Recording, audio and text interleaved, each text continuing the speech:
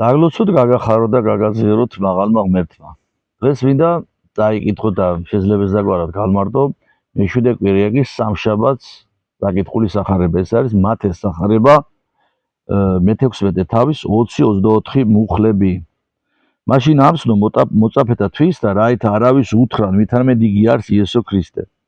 მიერიდან იწყო იესო უწყებად მოწაფეთა თვის და ვითარმედ ჯერ არს მისცა იერუსალიმი და ახსლა და ფრიად ვნება მღვდელო მოძღვართაგან და წიგნობართა და მოხუცებულთა და მოუკლად და მესამესა დღესა აღდგომად და მოუხთა მას პეტრე და იწყო ბრალობად მისა და რქვა შენდობა იყავ შენ და უფალო არა იყოს ეგრე. ხოლო თავადი მიექცა პეტრეს და რქვა წარვედ ჩემგან სატანა საცტურ ჩემდარ ხარ რამე თუ არა ზრახავ ღვთისასა არამედ კაცთასა. მაშინ რქვა იესო მოწაფეთა თვისთან, რომელსა ნებავ შემოდგომა ჩემ და უარყავ თავი თვისი, აიღე ჯვარი თვისი და შემომიდეგინ მე. ერთად ალოცვილი გამყოფოთ, აი ახლა რაც წავიკითხეთ, შევეცდები ჩვენი სიტყვებით გადმოგცეთ, რომ ის ეუბნება უკვე გახსნილად, თუ არაერთხელ, მაგრამ ამ შემთხვევაშიც გახსნილად, რომ ის იერუსალიმში როცა მიდის იმიტომ, რომ იქ მოხუცებულები იქნება, წიგნობრები, მღვდელმთავრები შეიპყრობენ მას და ჯვარზე გააკრავენო. და მესამე დღეს კი აღდგომა მკვდრეთითო. პეტრე მოციქული გაიხმობს ცალკე, შეეწოდება იესოს სიკვდილისთვის და ეუბნება მას. შენდობა იყავ შენ და უფალო არა იყოს ეგრე.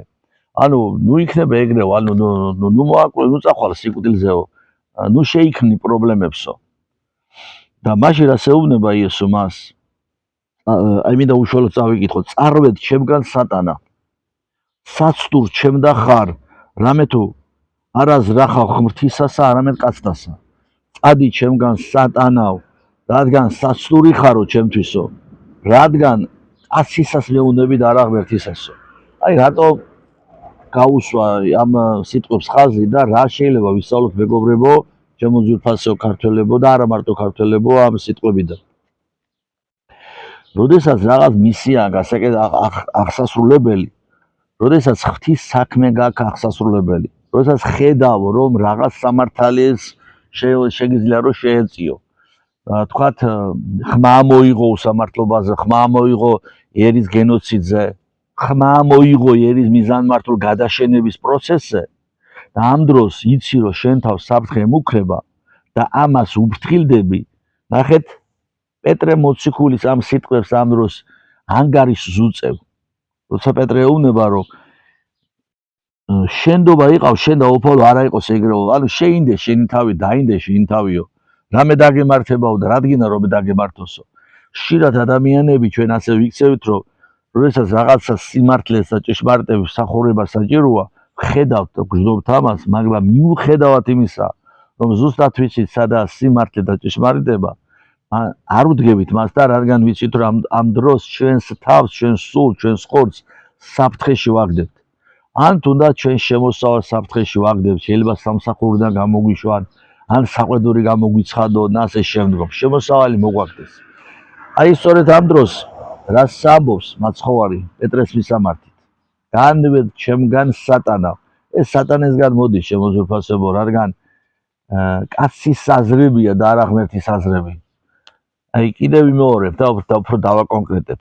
როდესაც შენ თუ მე ვხედავთ რომ ხელისუფლება ცდილობს მიგრანტები შემოიყვანოს ქვეყანაში და გაავსოს ქვეყანა და ფული გააკეთოს. არაბული ქალაქები ააშენოს, როდესაც ხედავ ამას და თან იცი რომ ეს კატასტროფა ერისთვის.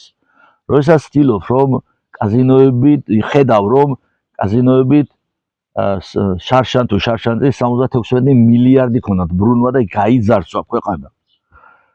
და იცი რომ ამას ყველაფერს კრიშავს ეს სისტემა ეს ძალაუფლება.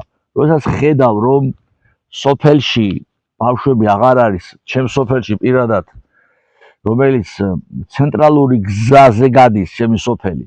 ჩემ სოფელში ცენტრალური გზა გადის. ჩემ ბავშვობის დროს თუ წყვილი კლასები იყო, წლეულს კლასი აღარ შედგა, აღარ არის პირველ კლასელი ჩემი სოფლის სკოლაში. და როდესაც ეს მასიურადაა თელ ქვეყანაში იცი ეს და თან იცი რომ თითი არ ურტყავს ამა სოფლი ძლიერნი ამ პრობლემის მოსაგვარებლად და მიგრანტებით ავსებს ქვეყანას, როდესაც იცი, მაგრამ ხმას არ იღებ, რადგან უფრთხილდები შენ თავს, რომ რამე პრობლემა არ შეგექმნეს, შემოსავალი არ მოგაგდეს, ხელფასი არ გამიუქმდას და შემდგომ გაიხსენე ამ დროს ასამოს მაცხოვარი პეტრე ზუსტად ამ ქმედებაზე, როცა გაუფრთხილდი შენ თავს, დაიდე შენ თავი. განვენ ჩემგან სატანა, რამე თუ კაცისას მეუნდები და არა ღვთისას. ვინც თავს ქრისტიანად თვლის, მარტო ის რომ მიხვიდე ტაძარში და მაპატიე იძახო და ცხოვრები ისაულად კი სიმართლესა და ჭეშმარიტებას არ ემსახურებოდე, ეს ქრისტიანობა კი არ არის.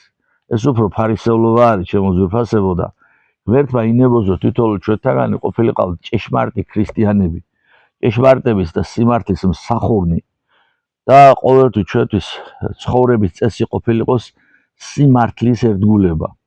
ერთად ალოცვილი გამყოფოთ და მინდა ბოლო ერთი წინადადება, რომელთაც ვთავრდება დღევანდელი სახარება. მიმართავს თავის მოციქულებს იესო და ეუბნება, ვისაც გინდათ ჩემ მე რო გამომყვეთ, უარყავ თავისთვის, აიღე ჯვარითვის და შევმიდეგინ მე.